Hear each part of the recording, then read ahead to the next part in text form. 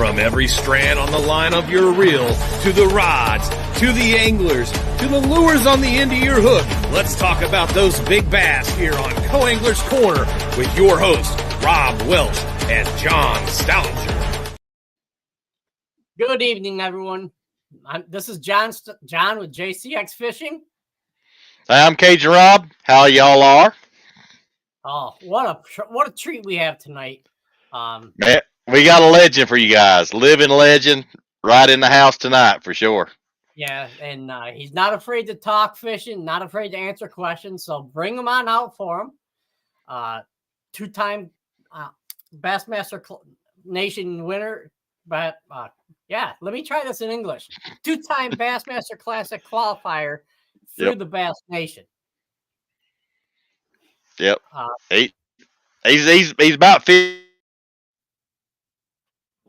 fished them all, done it all. So, guys, you need to definitely pay attention. And he makes some great lures. He still kind of tinkers the lures. I got some of his, and they're real deal. Yes, great man. I know. Yep. I believe we might have a couple people on here that know Ed. So let's bring him on right now. All right, Ed. How are you doing, sir? Great. Thanks for having me on. All right, great to have you, sir. It's definitely a treat for all of us here. You know, you've been around and seen a lot, done a lot, and taught a lot. So I like how you stumbled through the words on that. Yeah, I see you laughing backstage. I see you laughing. Well, I'm going to do it, so might as well warm them up. There you That's go. right. That's right. There you go. But no, we greatly appreciate you volunteering to come on. So yes, appreciate you having me on. All right. And it was, even though you didn't bring me any spinner baits, it was nice seeing you with the stuff on show. Yeah, I'll send you some. No, I'm not worried about it. But no, so you're a two-time Bassmaster Classic qualifier through the Bass Nation, and almost a three-time. That first time, was it 94 or something? Well, I made the national championship in 91. Yep. And I won in 91. I made it back. I requalified in 92 because in 92 the champ, didn't requalify. I actually requalified through the nation again in 92. Came in 8th. I qualified in 94. I was there when Brian Kerschel won. Came in 6th in that tournament, and I qualified again in I think it was 2000. That's where I met Rob. Yep, in Knoxville. That was a crazy tournament. Knoxville. Missed the classic by 2 ounces. Finished 11th there, and then 4? Then 2002, I went to the Red River, and bombed, and that's the best thing that could ever happen. Oh. Sometimes you're not too bad to do good, and then 2005, I won it again. That was on the Kissimmee chain in Florida, and which got me an automatic berth to 2006. So I qualified 6 times through the divisionals and once by winning the 2005. That was on the Harris chain. I did mediocre. I forget. I didn't really feel like that was the first year that they brought back the prior year's winner, and I didn't really feel like I needed to be there or deserved to be there. I would have felt really bad because for a Federation angler making the classic, that's usually like a lifetime accomplishment. And get back as just a prior year winner and making it again, wouldn't have said right. My goal was really to win in 2005. I like in 91 when I won the first one, I thought I was going to be a pro fisherman, and I found out, that just what that entails. In 2005, it was I was friends with Brian Kerschel, and my sole goal in fishing at that point was to win the Brian Kerschel Trophy that comes along with the win the national championship. Yeah. So the stuff you posted that this one's for Brian. That's what that's all about. Yes. Yeah. They need to bring back the Brian Kerschel fish call. I remember the Brian Kerschel fish call back in the day. Oh, I should have brought them down here. There was a limited run that are gold. I think there's 100 of them. I got one of those. I got sweet. Several of the standard ones like everybody has. And there's also a set of cards. I think there was 10 cards. Yep. With various pictures of Brian Kerschel, and card number 10, my wife took the picture. Oh, wow. That's cool right there. I sure thought of bringing it down, but it's all the way upstairs. You're good. I just showed him off. Rick Amato says how y'all are. Now, Rick, Rick is from upstate New York. I don't know how he's learning this Southern lingo, Rob. But he's in Florida now, so we can let him go with that. I'll let him go with that. Florida isn't part of the South. That's it's kind of his own country. Yeah, I'd agree with that. Southern New York. Yeah. It's like a suburb of New York South. Yeah, at least the East Coast is. The West Coast down there's the suburbs of Chicago or something. Yeah, that's true. That's true. Well, I was going through some of your stats. I mean, your Bassmaster accomplishments. You fished 32 Bassmaster tournaments. Wow. You made the Classic twice. Yeah. Out of the 32 tournaments, you were 12 times in the money. Yeah. Yeah, about the third of the time. And a second place finish, 2 top 10s, 6 top 20s, and 7 top 30s. Yeah. That's about the run. What's unfortunate is they don't count the federation. You throw in the 7 national championships. Yeah. Because that's 7 more money finishes. Yeah. Oh, yeah. And 2 wins. So, Yeah. Oh, one thing that I always miss on that thing, because I didn't take advantage of it, I also qualified by being a national championship in 2005. I qualified for the elites. Although, wow. So I'm actually an elite qualifier too. Should probably add. Wow. But that was the first year for the elites, so it wasn't really a big thing. Oh, I hear you. Didn't understand what it was at the time, and it was I fished most of the circuit from like 91 to 96, and I knew the reality of the situation there. It's like a good way to get yourself in big trouble. Oh yeah. It's not all cake and roses. Oh no. And at least back then they had it was only 6 tournaments, and they were $600, and they started in the fall and ended in the spring. So yep. I fished those tournaments on my mostly paid vacation, a couple of weeks without pay. I held a full-time job the whole time that I fished those tournaments. So it wasn't that big a risk. Yeah.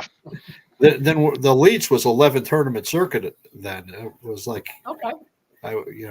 When I qualified, and my wife was a stay-at-home mom at the time, so our income and insurance was through me. So it's like it wasn't the risk. And the federation, they don't have near as good a deal for the guys. Then back then, they had the Fish a Dream or something. Yep. The entry fees were, I mean, basically I turned down like $100,000 sponsorship. Oh yeah. When I didn't fish it, but it was only a 1-year deal, and I actually tried to get ESPN to give me more.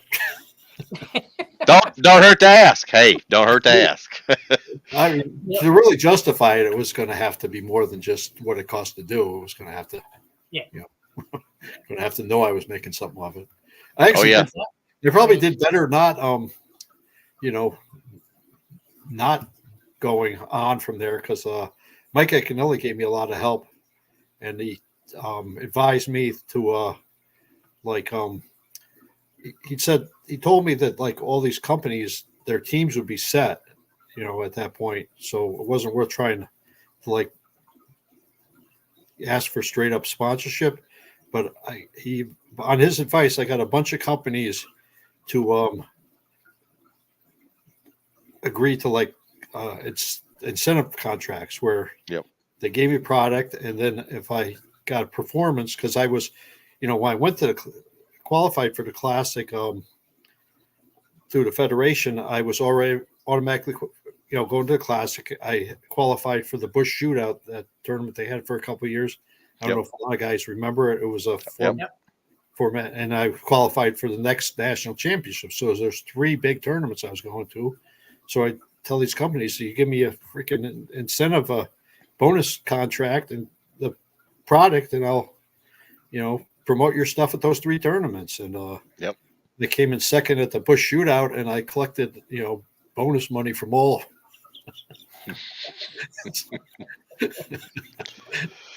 So it was, and I'll bet you that bonus money came more than your Bush Shootout money. Yeah. Yep. Yeah, I basically I doubled. I made more on the sponsors than I did on the national championship, the classic, and the Bush Shootout. Wow. No, because I was, because Mike Iaconelli was, Mike's a great guy. I don't. Yeah. I encourage everybody to support his foundation. He does some great work there. Yeah. Yes. Yeah. Yeah, he's a great guy. I actually met him in Knoxville the same time I met you, and I remember he was young and he's full of energy, and he was telling the guys how tough it was. He's like, guys, one bite and you're there. One bite is tough, but one bite and you're there. I remember him saying that, and it's true. The big thing in Knoxville. So in '91 on Smith Mountain, I think I was the only one actually sight fishing during that tournament, because Guido Hibden and Shaw Grigsby knew how to sight fish in 1990. Oh yeah, basically. And there's not this, there's so much information now, and YouTube videos and all that. Now at Knoxville, I think the whole division, the whole Eastern Division, except the guy that beat me, was trying to fish for the same bedfish as I was. And that was really the big difference between 91 and 2000 was that everybody learned a lot. Oh yeah. I think one guy caught 11 pounder on a spinner bait, and it was flooded, and he caught it under like a kid's swing set. The water come up under the swing set. And he caught it I guess where the kids were swinging, that little depression right there. I remember, I think he's from Mississippi. I can't remember the guy's name, but pretty cool. Yeah, those national championships were great. Oh yeah, that was fun. It's really just a mere shadow of what it was. Yeah. The glory days of the Federation were from the late 80s until the split. Oh yeah, absolutely.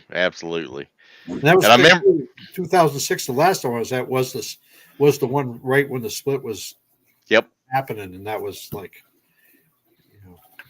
yeah, times changed then, man. But I remember at Knoxville too. They had the little Japanese guy, I think it was, and he was used to like a tiller handle. Yeah, and they put him in that boat. It was like, ooh, it was kind of funny. I think in '91, the classic boat, I think you might have had a choice. The trolling motors were so unreliable in like the 70s and 80s. Yeah.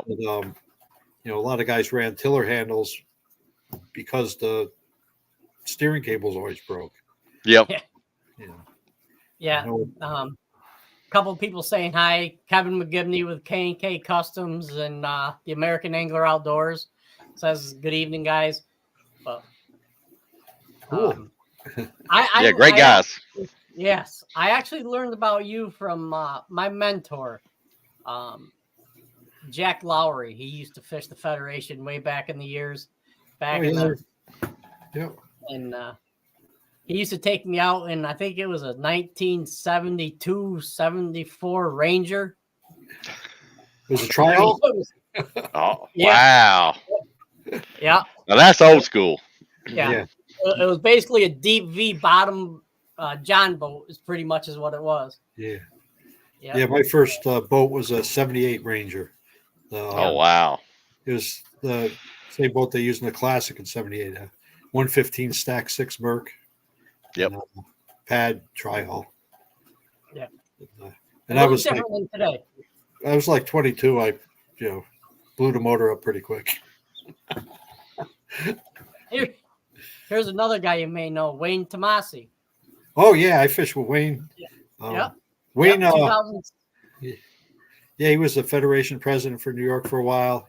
He builds a real nice custom rod too. The Wounded Warrior Project. I was at the sports show. You were at the sports show in Suffern last week, and Wayne donated one of his custom builds for the raffle. Oh wow, yeah. That's awesome. Yeah, that was his first year as the Federation president. 06. Yeah. Oh yeah, and I if you look on my Facebook page, you'll probably see a picture of Wayne in there someplace. Yeah. Yeah. And this past weekend in Suffern, you came and you spoke a little bit, and you were also, and like Wayne says, you support the Wounded Warrior Project. Yeah, the same group, Bergen Bassmasters. It's actually a New York club out of Bergen, New Jersey. They usually do it for the USO, but they'd been doing their raffle in the state of New Jersey, and they couldn't do a New Jersey USO thing in New York State, so that's why they changed the veterans group they were supporting. Oh, okay. I got you. I've been donating a guide trip with them every year. Sweet. Yeah. Nice. That's, if I'd have known that, I'd have gotten in on it. But, well, they'll have it again next year, I'm sure. There you go. I'll be there. I already talked to Jim. And, I'll be there. It was a good show. Everybody should come next year to Suffern. It was. They had shows there for years and years, and then the promoter, they dropped it, 2020 or right after 2020. And they got started back up. Yes, great. It was nice. Yeah. Everybody was there, like they were helping each other too. Yeah. So yeah. And they had a lot of neat retailers I hadn't seen other places, like guys with custom baits, custom rods, things like that. Yep. Absolutely. I was quite impressed that Cavitron was there. Oh yeah. Well, Bobby's the one that got me hooked up with speaking there. I mean, I would have been there with the Bergen County guys for the veterans charity, but Bobby got me lined up as a speaker there. And they've already asked me back for next year, so everybody got to come. Awesome. Oh. All right. Yeah, because I wasn't sure much about it anymore, because I remember Lee Bailey used to own Cavitron. Yep. Yeah. Way back. Yep. Yeah, Lee Bailey had a good circuit. Yes. There's nothing like that in the Northeast anymore. No. Oh. And I remember when I worked at Barry's Bait and Tackle in Waterloo, Lee Bailey came and talked to us a little bit about his buzz baits and wanting us to carry him. And he was telling us how Mohegan Sun wanted to sponsor him to fish the big circuit.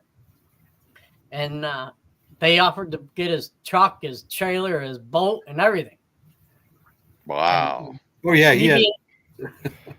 Me being a young man, I was like, man, what would that be? How great would that be, Oh, yeah. Oh, he had a real good circuit, that Foxwood, and he had good sponsorship, from the Indian Casino there. Yep. Yeah, he had it made for a little while. Yes. Yeah. Fred Wilson says hello. Yeah. How you doing, Fred?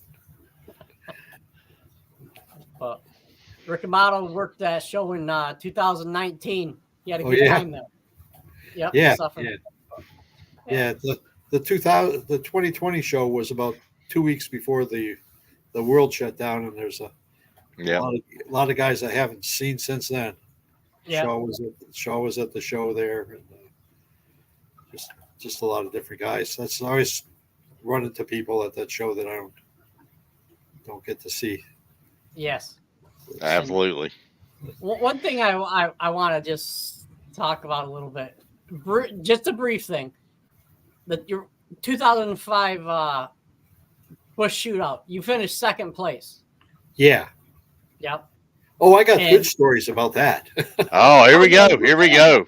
Okay. So here's the juice, guys. Here's the juice. Here we go.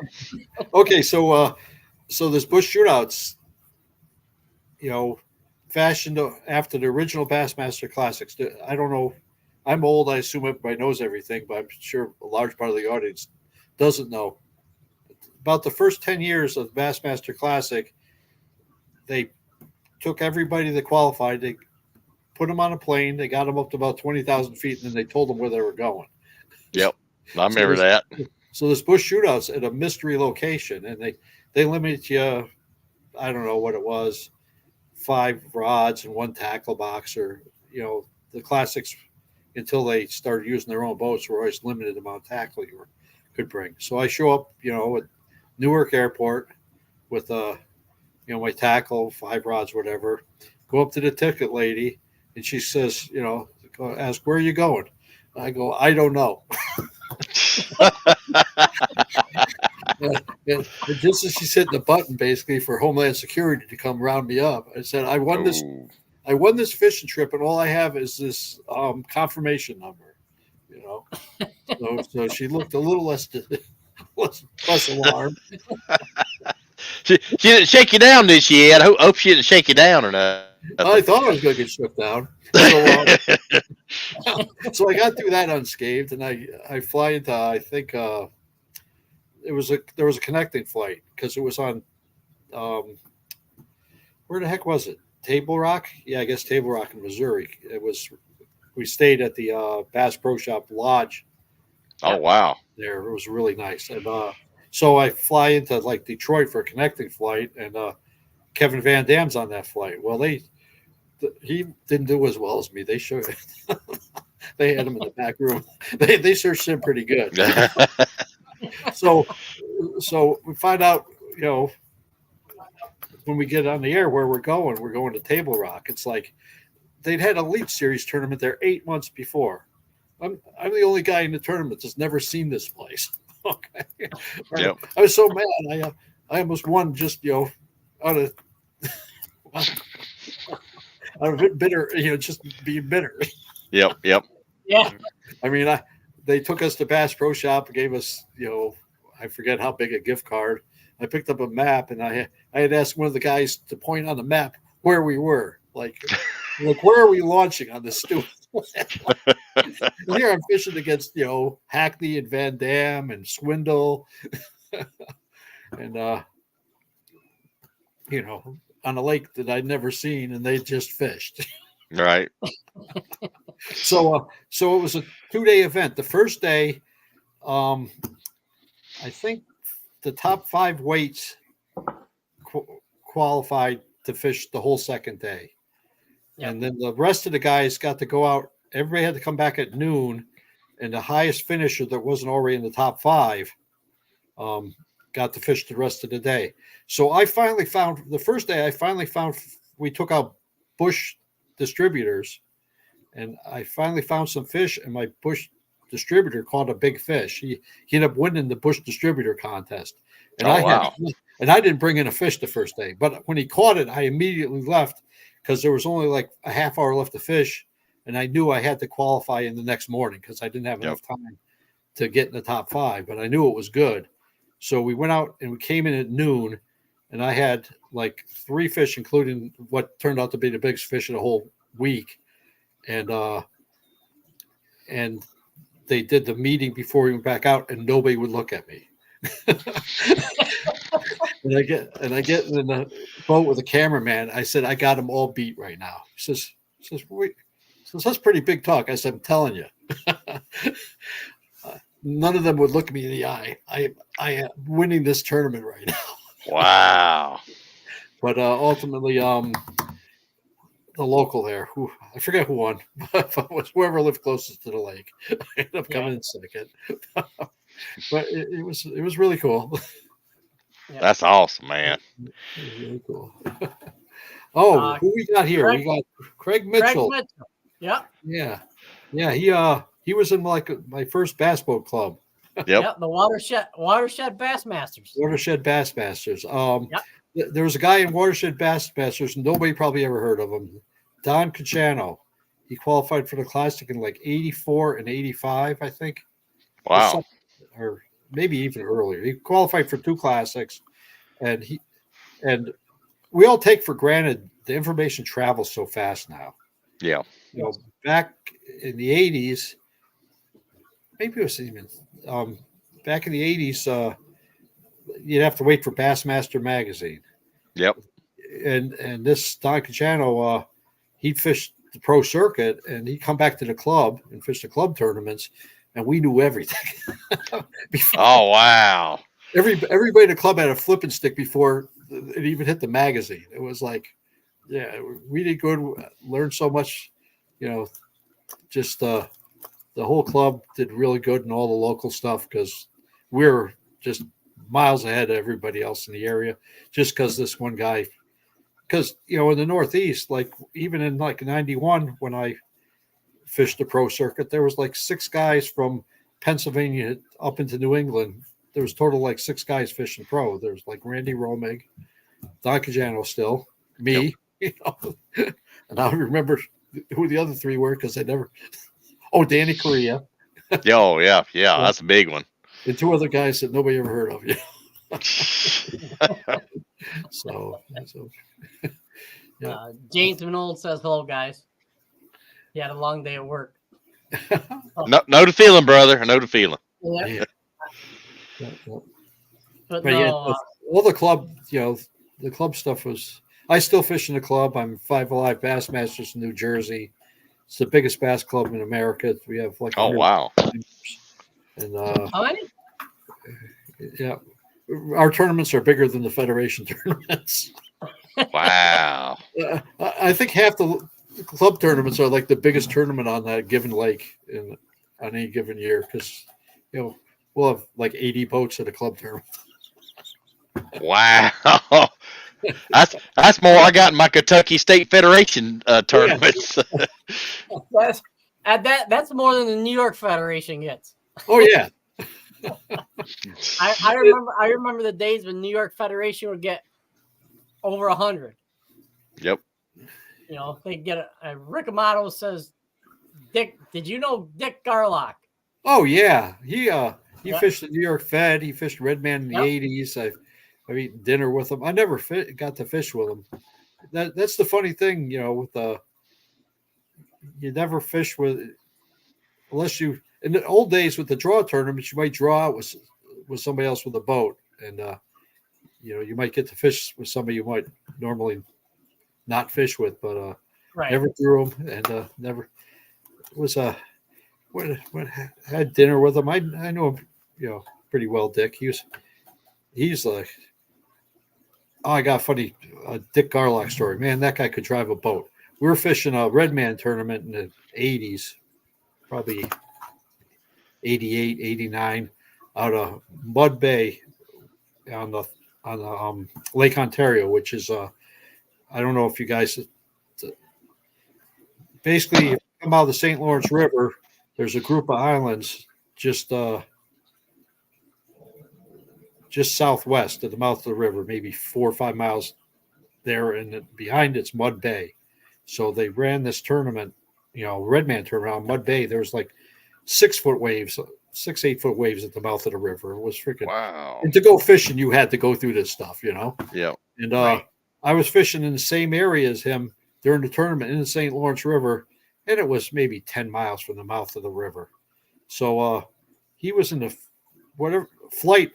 He had to be back a half hour before me, and he left 5 minutes before I left, and I barely made way. Wow. And he wasn't late. So, yeah. He was hammered down. Oh, he could drive a boat, and we're talking 17-foot boats with 150, 17, 18-foot boats. Yeah. Wow. Isn't he one of the reasons they banned scuba diving for tournaments? I forgot about the scuba diving ban. I knew because before the show came on, we were talking about everything bass band, and I missed that one. Yep. Yep. And every time I talk to somebody about it, I come up with another one. That's funny right there. Oh yeah. Well, I just I can't believe Randy isn't better at better at debating. Yep. Randy, not John, should be coming up with the complaint about the scuba dive band. Right. And the Aquaview cameras. What's that? Yep. Aquaview camera. Yep. Yeah. Yeah. The big cone like traffic cones was like. Yeah. Oh, they don't let you use those either now. Oh, they do. They still do. Oh, do they? Okay. Yep. Yeah, I actually had a boater, because I'm a co-angler. I actually had a boater want me to hold his cone so he could fish. If you do the same for me, bud. Yeah. Yeah. And I was like, well, and I'm like, yeah, Riccamato. It's called the Blogger. Yeah, that's what. Yep. Thanks, Rick. I know Rick would know.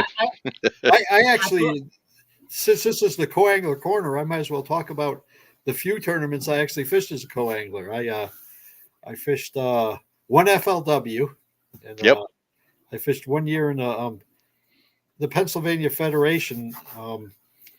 They had the opening tournament of the year was on the Susquehanna River, and if you didn't have a jet boat, you didn't catch a fish.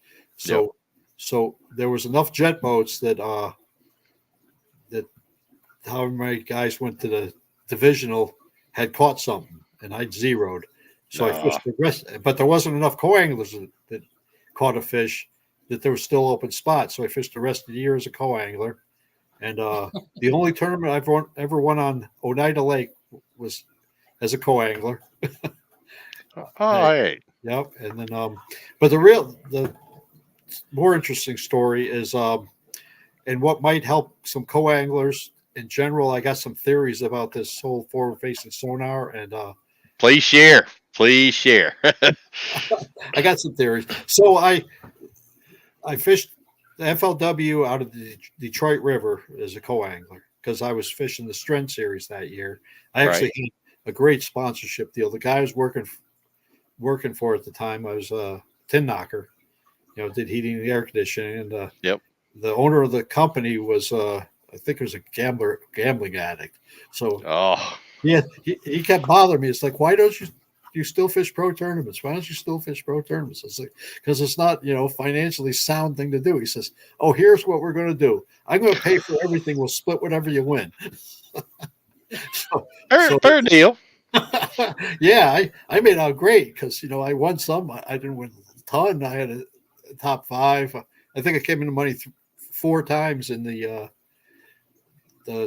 7 tournaments that I fished, including this, as a co-angler. So, I made out okay. Yeah, definitely. So the second day on the Detroit River, I'm fishing with this guy, and he runs out to Pelee Island, and he's throwing a spinnerbait parallel to this drop. And I'd done okay the first day by throwing a spinnerbait behind a guy that was fishing a tube. Yep. And then we ended up fishing spinnerbaits the rest of the day, the first day after I got up on him. So he's fishing a spinnerbait, and he says, oh, one followed it. And we're going along this drop, and I look and the water's crystal clear on the Great Lakes. I know John's fished the Great Lakes. Yes.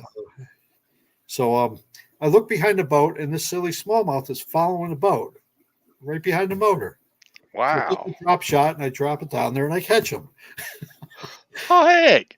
Well, when I had him 7-2, and we're running out of time because we're out on the Great Lakes, and I'm feared for my life running back. I let him know what was going on. That's funny. So how that plays into what I think about the forward-facing sonar is if you're fishing offshore and at just what's on the screen, the angler is. Yep. I think your best bet is to just like drop one of those little minnow baits or something like that 10, 15 feet straight down from the boat and just let it sit there, because fish tend to follow baits.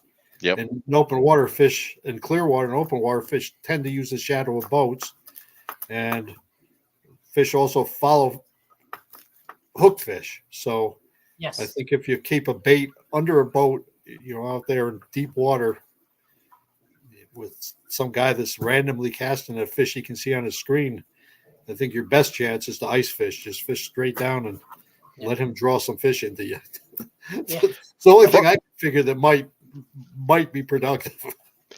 I might get to try that. I'm in Del Hollow next 2 weekends, so I'll try that. If it works, I'll give you a shout out. Yeah. Okay. I don't want to try it myself. Yeah, I'm gonna try it. I like that plan. I like it. Yeah. I also, another thing I enjoyed about the year I fished on the Federation as a co-angler, the second tournament of the year, my angler blew his motor on his way to his first spot, and I called the tournament director, and there was a guy fishing without a co, or maybe a couple guys fishing without a co, and they got me another boat, and I got to fish the rest of the day. And this poor guy trolling motored back to the ramp. Oh, So that could have been me as an angler, So that wasn't hard to take. Yeah, well, we were talking about the flogger, and here's another name that you might remember. New York banned the scuba mask after Chris Loftus won the Lake George opener.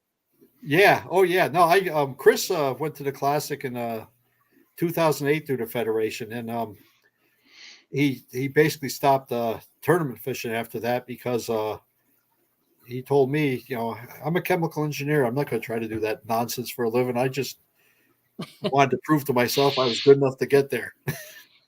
Yep. And I fish with Chris once in a while. He's a real good angler. And he immediately drew my attention. The first Federation tournament that he showed up with, when I met him, it's like this 19-year-old kid or 18 or 19 in his father's bass boat. And he's hanging off the side of a boat with a freaking scuba mask so he can see smallmouth on beds. He was flogging before the flogger. Yep. That's pretty cool. It's like I gotta know who this kid is. Wow. I finished second or third. So that was another thing that drew my attention. Yeah. I think that's what Wayne was referencing to. Yeah, exactly. so when the floggers came out, the New York Federation had to review the rules because because they banned it because of Chris hanging his head over the side. It was against the rules for the New York Federation when it hit the market. Oh, hey. Yes. It's bass and they ban everything. That's funny.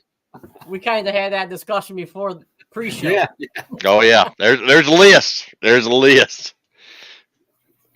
Oh yeah. Well, I mean, we could go into that. We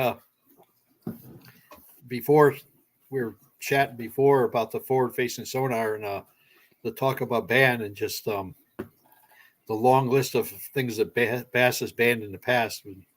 Most of it was done so long ago. It's nobody realizes it. Mostly has to do with not fishing out of a bass tracker. Yeah. Or tunnel boat and all that fun stuff. Just anything that costs, doesn't cost $100,000. If they won't ban the sonar stuff because that's a big financial commitment in their pocket. Yeah, if you can win out of a boat that costs the price of the average guy's sonar, they're not going to allow it. Rick has a good point there. Yeah, the Gators Rick's down in Florida. It says the Gators down here love floggers and your fingers. Oh man! Woo! You're probably not catching fish off of beds in 20 feet of water where the Gators live. But hey, Rick, all you gotta do is put some hot sauce on your hands. Gators won't mess with your hands, so you be good, man. Yeah, and just wave them around. Use those jazz fingers. Yep. Oh man, that's good stuff. It'd be worse if you did it Chris's style and used the. Ooh. The scuba mask. No. Oh man. Oh, speaking of Gators, several of the national championships and one of the classic that Jerry used to. These roughneck boats.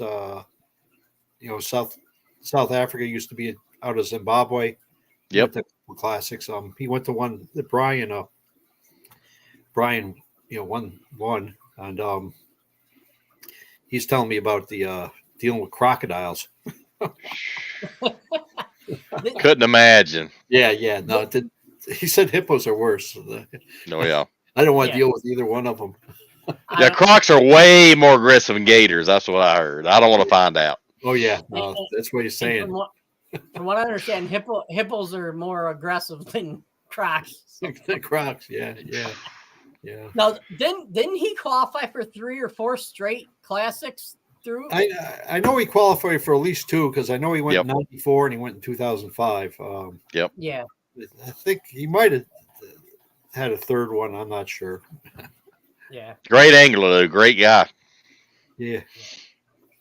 But, no. He had a boat company. Well, he has a boat company still. I guess Roughneck Boats. They're back when I first met him. I asked him about him exporting his boats. He says I can't. He made a mold off a Ranger.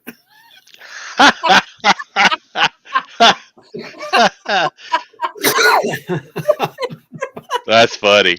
I think he's got his own products now, but his original, the first bass was. At least he's honest. At least he's honest. So give him some credit. Yeah, I can't export him. Oops. Yeah, but he's a real good guy. Oh yeah. That's funny. Now, one of the reasons I brought up the Bush shootout is you finished second place. Yep. And what people don't realize is you didn't make a lot of money for second place back then. No. Basically, it was the first place was 100, and everybody else got 5,000. Didn't matter if you're second or last. Oh wow.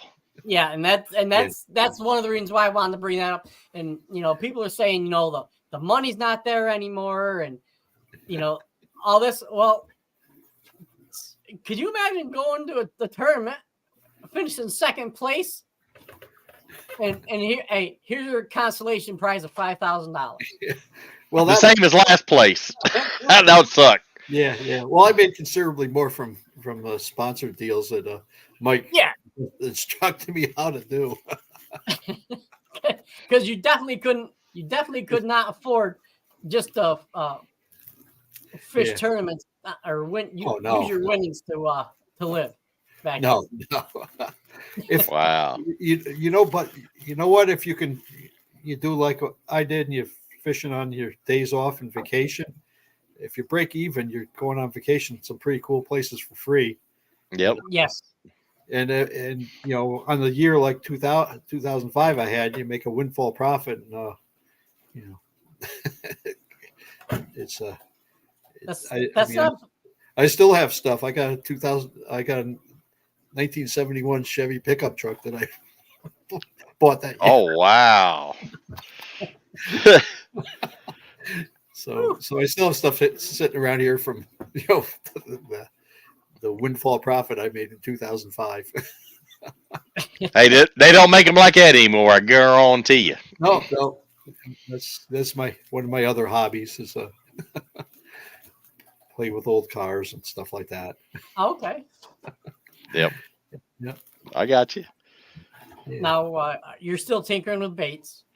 Yep. I make baits. Rob was talking about this buzz bait I make. Well, I make a big and small one, but this is a little. I had a tube sitting here. Yep. Yeah. It uses a tube for a skirt. I wonder. Oh, here we go.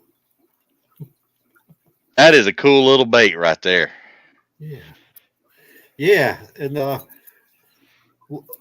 way back in like the 80s, this Larry Lazzone, guy out of Florida, used to travel with Shaw, won the Potomac River tournament with an 8-ounce Cavatron. Yep. And the 8-ounce buzzbait, we got a lot of tidal water around here. An 8-ounce buzzbait's a real productive bait. The only problem with a skirted one with a regular silicone or rubber skirt, you can't cast with the darn thing. You gotta. It's like casting a potato chip, basically rod business. This thing with the tube as a skirt, you can cast with like a medium action bait casting rod, and 17-pound test. The kind of stuff kind of equipment you want to have when you catch a decent sized fish out of the place you're going to throw a buzzbait. Yeah, yep. And I think they'll hold on that tube a lot better too. I think they hold on to it longer. They'll bite it better. Yeah, I'm not sure. I think the bass eat stuff by suction. Yes. They vacuum. Yep. They don't come up like that. They suck it in, and I think it gives more resistance where they get it better. I think part of it's psychological. You're not afraid to let them take it because you don't think they're going to spit it out. So, there's probably multiple reasons to use a plastic rather than the skirt. Yeah, it's like jig fishing. Use the big salty chunk. Seems like they always bite it better. They always get it further back in their throat. So definitely they get it better. Yeah. Exactly. And Wayne says with that the tube, you don't need a trailer hook.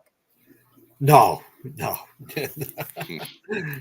the other thing is cool about the one with the tube is if a fish is tracked, if you stop it, it stays level and it falls like it looks like a Senko fall. Yep. So you get one tracking it, you just stop. They eat it every time. Got a good balance to it, man. That's great. Yeah, I know Rob has used these. Oh yeah, I love them.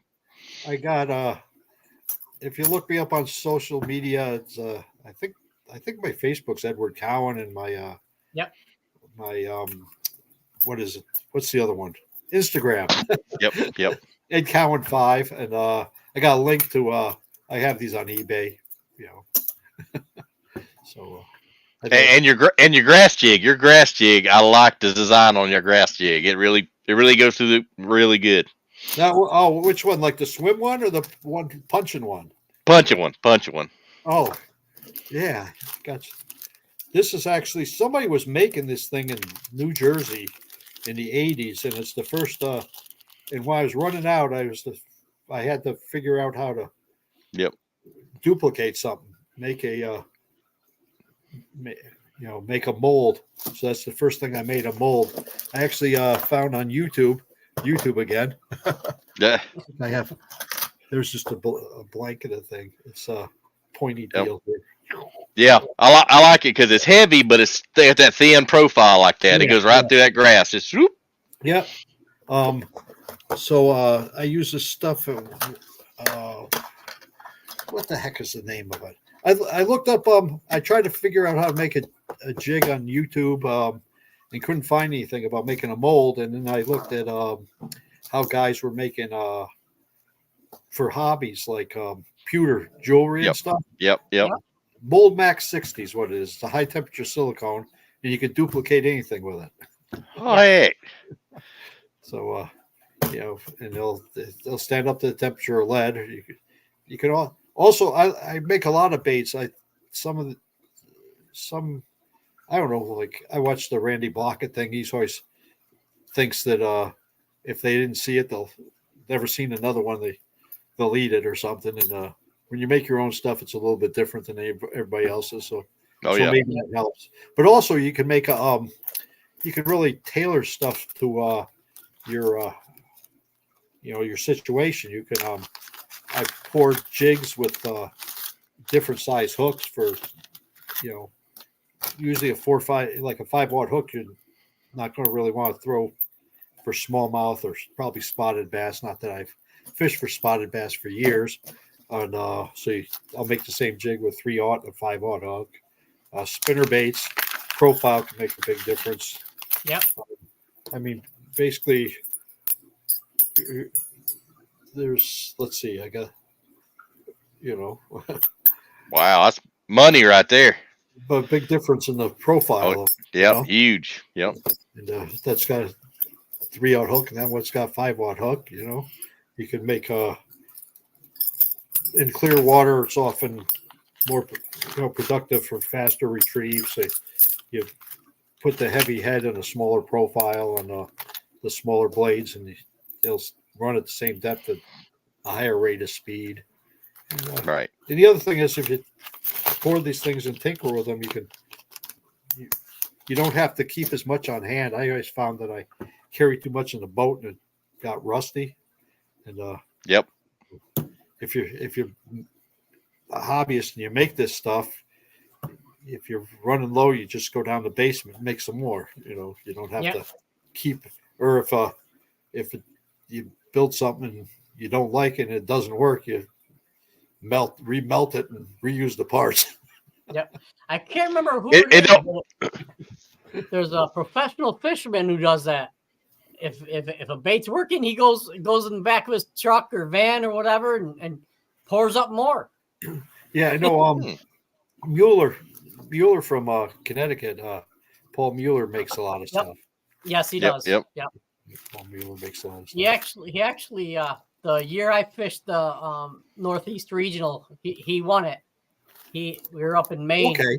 Yep. And he fished it was Sebago Lake.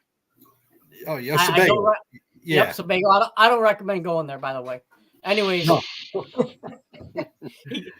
they were holding him back. They were holding him back, and we're like, why isn't he going up? He had an 8-pounder.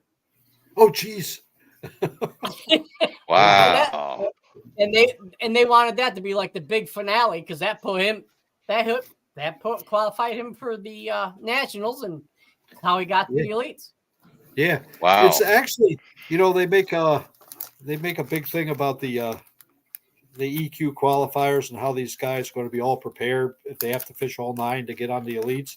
But if you look at the elite, who's on the elites, the Federation National Championship is pretty stout. Yes. You got Mueller and Iconelli and there's the Matty Wong. Matty Wong. I mean, there's a bunch of. Oh yeah, he's compared to how many guys have qualified through the Opens. There's a lot more guys that survived that were the Federation champion. It's probably absolutely. And these guys are going in, a lot of times cold that never even fished in a pro tournament. Yeah, and stuff. So and great stories making it. Yeah, it's but if I guess that's a good way to try to launch your career, I guess. Yeah, so definitely. It's also a low risk way. Yes. Yep. I figured the year that I qualified for the elites, I figured my total out of pocket expense was like $2,700. Wow. Because once you got to the state team, all those divisional teams were the best things in the world. Like the divisional team was 2004 up on Winnipesaukee. So New Jersey sent me like a check for $800 for my gas expense. They rented a place on the lake. And when I pulled into the parking lot, Tony Going, the Federation president, came up to me. And the first thing he asked is, "What kind of beer you want?" Wow. So then I got through the divisional as the top, the divisionals at that point, the top guy in each team got to go to the national championship. Yes. And I was a top guy in the team, and New Jersey gave me $2,000 to go pre-fish. Wow. For the national championship. So I went down with my brother and, spent a week in Florida. I think the 2,000 covered it. That was big money back then. And then the classic, the classics, the pass pays for everything, and they supply the boats. I mean, at the national championships, they supply the boats. So once you made the state team, you never reached in your pocket again. So, man, that's a good deal. And I figured the season of fishing the Jersey Federation cost me $2,700. And you got to see a lot of different water for that little bit of money. Yeah. Well, a lot. I've fished in 23 different states. Wow. One thing about like tournament fishing in general, there's a lot of different talks about it, like people do it for the money. People, the reason people do it, but just all the places that I've gone and the people I've met, it's like that's reason enough just to tournament fish. Just the exactly. We go places and see things, and I would have because it's so. Even now, I fish club tournaments. The club I'm in, fish tries to fish a few new waters every year. This past year we fished Greenwood Lake, which is on New York, New Jersey border. It used to be my home lake, but I moved to Pennsylvania in 1996. I hadn't been there since, and it got on the schedule. I went there. Last year we had a tournament on Cayuga. One of the only Finger Lakes I'd ever fished was Cayuga, and we had our end of the year tournament on Cayuga. So I fished there for the first time. Conowingo, it's on the Susquehanna River, the last reservoir before Chesapeake Bay. Our club went there a couple of years ago. It was the first time. Cool Lake, first time I ever fished it. This year we're going to Beltsville. It's another Pennsylvania lake that I'd never fished. And, there's lakes I fished that are 3 miles from my house. It's hard to get in your car and drive 3 hours away and, past 15 places you could fish just to go fishing. On some kind of tournament circuit or a club. And our lives are so regimented anyway. It schedules you to do these things that it'd be hard to get you to do. Yeah. So, hey, John, I know you got a question to ask Ed now. Yeah. I was looking, I'm like, I love talking fish. And I love talking, especially to people who know the history of fishing and telling stories and stuff like that. Believe it or not, we're almost an hour into this, Ed. Yeah, I'm not surprised. Yeah. Time flies, you having fun. Yeah. And I'm happily married, and I like to stay that way. Yep. My wife's a baker, and her and I used to have a podcast together. And one of her questions she would ask everybody is, "What is your favorite homemade cookie?" Homemade what? Cookie. Yes. Snickerdoodle. That's like 4 in a row now, I think, that people chose that. I had to say that because I didn't even know what one was when I met my wife, and that's like the first Christmas we were together. I learned about the Snickerdoodle. So, hey, there you go. There you go. Now I got a small story about Cayuga Lake, the one that you were just talking about. Yep. Shaped like a Y. Yeah. A buddy of mine, Matt Hudson, and I, we fished a week before Christmas. We fished a tournament there. Yep. And we're catching fish. We had 19 pounds something. This was back in like 2004, 2005. Yeah. We had 19 pounds. That's good. Yeah. That's awesome. Yeah. Until we go to the scales and we ended up in dead last. Oh, no. Wow. That's crazy. That is. It wasn't that good when I was there. It was 5 fish, I think 32 pounds one. My God. Jeez. Wow. That's crazy. That is, man. That's unreal. And think about it. That's before gobies. Yeah. Yeah. I think I think one of the Finger Lakes might be where the next world record smallmouth comes out of. Now the gobies got in there.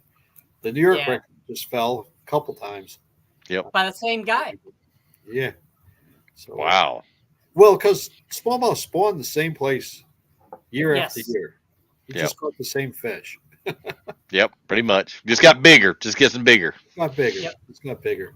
And it's amazing.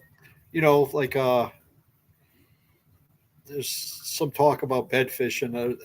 I got involved in some kind of nonsense on the internet about bed fishing, and these guys, it's wrong. It's like if you're fishing this anytime in the spring, you're catching bass off of beds whether you like it or not, or whether you know it or not. Right? Because I've seen them in New York State. I've seen them spawn from April. Actually, saw fish on beds in September. Okay, but only once. So I say April to August.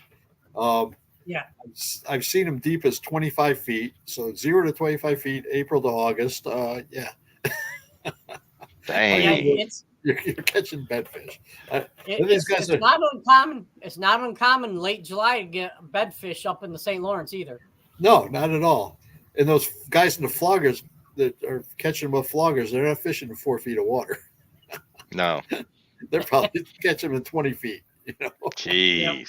So, Yeah, it's different, But, yeah. And I want to say thank you for coming on. Definitely been a pleasure. Definitely been a pleasure.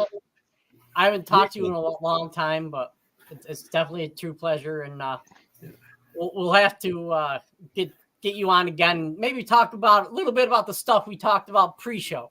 Oh yeah. Yeah. And Rick Amato says made the state team in '89 on Cuba Lake. Not the same anymore. Well, yeah. Well, I mean, Rick, that stuff all changed up there. I mean, back in the '80s, you had to catch largemouth. Yep. Before gobies, you had to catch largemouth. The weeds, the water clarity wasn't near what it was, and the weed growth was a lot heavier, like every place in New York. Oh, yes. Yeah. I mean, I remember tournaments on Oneida Lake where you had to catch largemouth. Yeah, like that grass jig that Rob likes. Don't get used it near as much anymore. Yeah, because there just isn't that kind of grass around. Yes. Yeah. Okay. So thank you much for coming on. I'll contact you because I may be looking at a couple buzz baits and spinner baits in my future. Sounds good. Great. I highly recommend them. Highly recommend them. Thanks, Rob. It's great talking to you again. All right. Thank you, buddy. Appreciate you. You take care. Be safe. Take care. You too. Thanks again. All right. Thank you. All right. Thank you. Bye-bye. All right. Woo. Woo, man. You talk about a man that's seen it all, done it all, man. Yeah. We'll have to get him on again and get some of those pre-show stories. Oh yeah, he's got some now. I want to hear some more. He's got, man. He's been some places, that man has, for sure. He has, yeah. He's probably forgotten more about fishing than we knew. Absolutely. You don't realize. I mean, when I was looking up his stats earlier today, and I was like, second place, $5,000. Yep. And they're giving away $200,000 at this tournament. Yeah, it just blew my It just blew my mind away,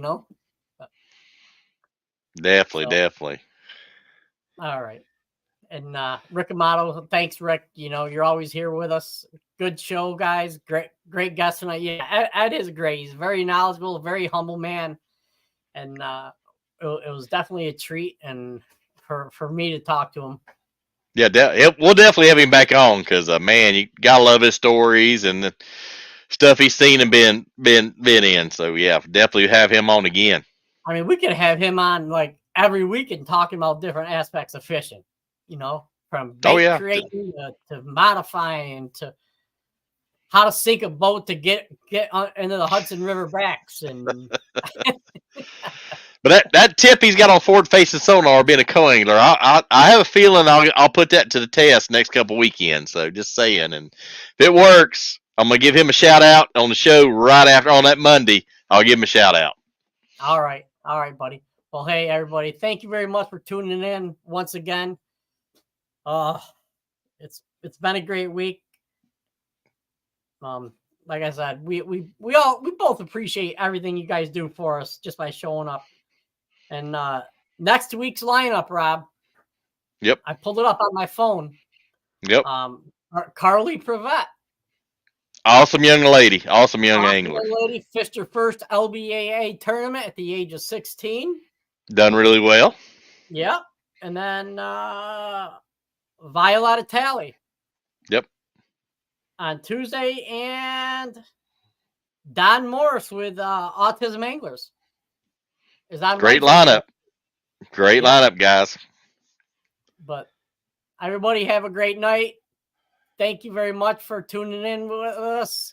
And now we'll see you again on, let's see. John, you're just talking because of cooking. Ruger's always brings it. Yeah. Yep. There you go. Add me some molasses. Yep. All right. Well, thank you very much, guys. You guys have a great weekend. Be safe and take care. All right. Appreciate it, guys. Love y'all. See you next week. All right.